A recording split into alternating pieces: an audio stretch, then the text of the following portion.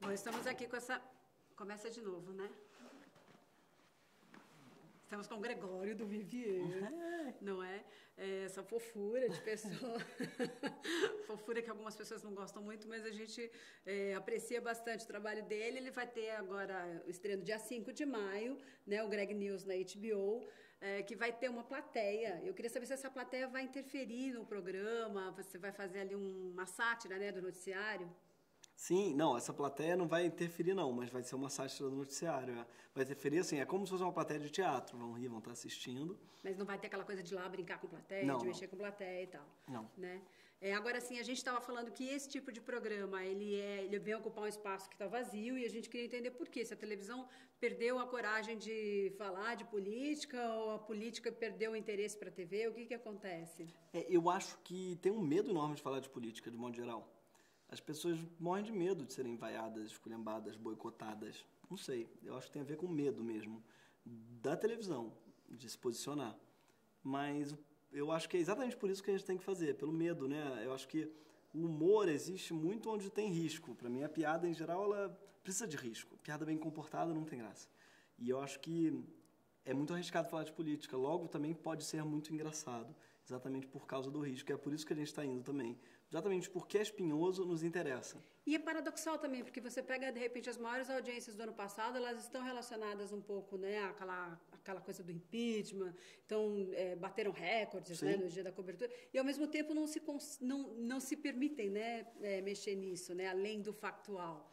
Total. Eu acho que existe uma curiosidade gigantesca dos brasileiros por política. Eu não vivi outras épocas, mas eu tenho a impressão de que é a época, talvez, que a gente esteja falando mais de política, pelo menos mais do que na minha infância e adolescência, com certeza.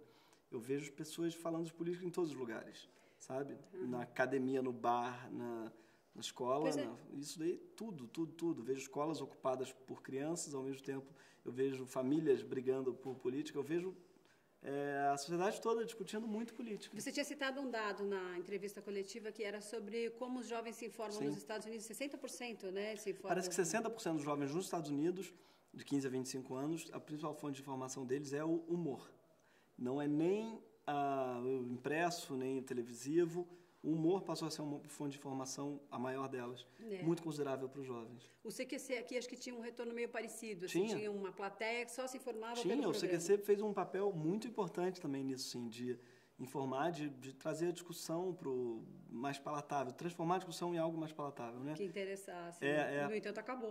Né? Acabou, é uma pena, mas para mim acabou mais por questões da Band, da emissora, do que pela qualidade do programa, que eu acho que ainda era boa. Assim, o programa tinha muita gente muito boa.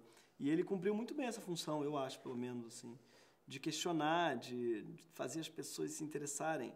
Porque eu acho que a gente tem que ter noção, e o brasileiro muitas vezes não tem, sobretudo não tinha, de que a política, ela afeta diretamente a nossa vida. Né? A política, ela não é algo que acontece em Brasília, de 4 em 4 anos, e as pessoas trocam a faixa, e isso é a política. Não, a política, ela é presente na nossa vida. A escolha por comer carne ou não comer é política. A escolha por como se deslocar até o trabalho de ônibus, ou de bicicleta, ou de táxi, é política. Todas as nossas escolhas são políticas. E eu acho que é muito importante que a gente fale disso, que a gente, já que tudo é político, que a gente fale sobre isso, não de uma maneira sisuda. Não pode fazer isso aqui, não pode, não é sobre isso. Mas é, sobretudo, fazer perguntas, gerar discussões e fazer com que as pessoas passem a se perguntar sobre coisas que elas não estavam se perguntando. Esse é meu real objetivo, assim. Agora, a gente falou também na coletiva e as pessoas cobram muito isso, né? Você se identifica e se coloca como uma pessoa de esquerda, embora apanhe dos dois lados, porque hoje a coisa está tão polarizada que todo mundo tem culpa em algum momento. E se espera daí uma sátira de todos os lados, né? Você falou que tem um viés, lógico que tem a sua leitura, mas que todo mundo vai apanhar, isso que a gente pode ter a certeza. Sim, né? Todo mundo, com certeza. Ele falou que ninguém está se poupando, né? Não, exatamente. Você não pode poupar porque ninguém se se poupa, né? Ninguém se poupa. E, pô, isso é engraçado. Agora com a polarização, falar, porque você é petista. Exato. Cara, eu criticava a beça o PT muito antes de ela cair, só que por outras razões. Eu não vou bater no PT porque a Lula fala errado. Não é isso, ponto. O ponto, pra mim, é a falta de compromisso ambiental da Dilma, que foi uma cagada do ponto de vista ambiental, indígena, do ponto de vista das minorias, sabe? Pra mim, eu vou bater nesse lado, vou bater pela esquerda, Sim. sabe? E tem essa cobrança, né, da honestidade intelectual, eu acho, Claro. porque as pessoas admitem, por exemplo, o Juca Kfouri é um cara que consegue criticar o Corinthians sendo corintiano, mas acham que ele não consegue criticar a esquerda sendo de esquerda. Exatamente. Não é verdade, Não né? é verdade, exatamente. O Juca é um cara que eu acho muito corajoso, eu adoro as opiniões dele. E é isso, é um cara que tem uma visão muito ácida sobre a própria esquerda também. Só que as pessoas não conseguem ver isso, elas têm que te categorizar, sabe, num pensamento político e num... Você acha que sempre foi assim? Não? Você falou... Cara, eu não lembro tanto de quando eu era menor ter essa polarização, mas eu acho que não, sabe? De não se admitir, né, que um cara de esquerda possa criticar a esquerda. Exatamente. Porque, por exemplo, no jornalismo a gente sempre lembra que o Roberto Marinho, a emissora da Globo, sempre defendeu de alguma forma o regime militar, mas o Roberto Marinho tinha uma frase clássica que era dos meus comunistas cuido eu. Quer dizer, está cheio de comunista que passou pela Globo e nem por isso deixou de fazer um trabalho legal. Isso na Globo sempre foi muito claro, né? Assim, lá dentro tinha todo mundo, tinha o Feira Goulart, o Dias Gomes, até hoje, se for ver, tem o Caco Barcelos e tem o Bonner, assim, no mesmo lugar de jornalismo. Não tem nada a ver, são linhas, não tem o Jorge Furtado, são linhas totalmente diferentes. Né? E isso eu acho muito saudável. A gente não porta mesmo. Estou acostumado, as pessoas falam, tem que sair da bolha. Sair da bolha dando porta. Porta, cada um tem um voto. O Antônio Tabet vota num, o Ian no outro, o Fábio em outro. A gente tem visões políticas completamente distintas. Isso é muito saudável. Por isso que a piada funciona também. Exatamente, eu acho muito saudável. Eu não acho que a gente seja inimigo. O fato de uma pessoa discordar de você não faz dela uma inimiga.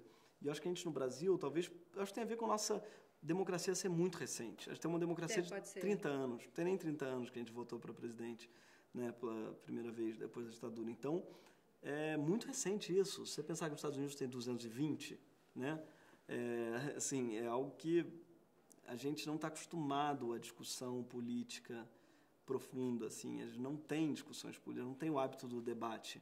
Mas eu acho que está começando. E eu acho de verdade que a gente está aprendendo e está se interessando cada vez mais.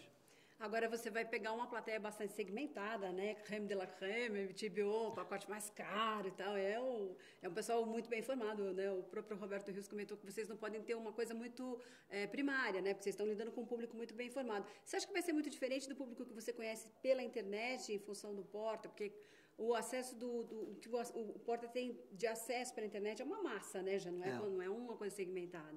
E aqui passa a ser uma coisa até mais segmentada nesse paralelo. Você acha que vai ser diferente, não? Eu acho que realmente é um público diferente, mas a gente está fazendo muito para ter um alcance grande e a gente não vai falar para o público segmentado da HBO. A gente não vai pensar como, vamos fazer um público que sabe tudo. A gente vai tentar tratar o espectador como um semelhante. Porque tem um problema que eu acho que às vezes, quando a gente faz humor, mas não é mais humor político, que é ou tratar o espectador como se ele fosse burro demais ou inteligente demais.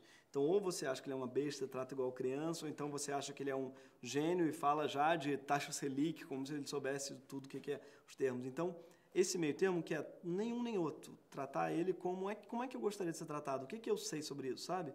Esse lugar é o lugar que a gente vai tratar, assim. Não pensar como os grandes especialistas que assistem HBO, do cara, né? Nem também como um adolescente do YouTube. Não, tratar... Acho que eu, pelo menos, sou um bom parâmetro, porque eu não sou nem economista, nem cientista político, nem nada disso. Né? Eu sou humorista. Então, ele falou que vai se apresentar como um ignorante. Como ignorante, não. Eu sou, assim, o meu ponto de partida é o do ignorante. Isso é muito importante. De assim, jogar a dúvida para o humorista, do leigo. Eu não estou lá para ensinar nada.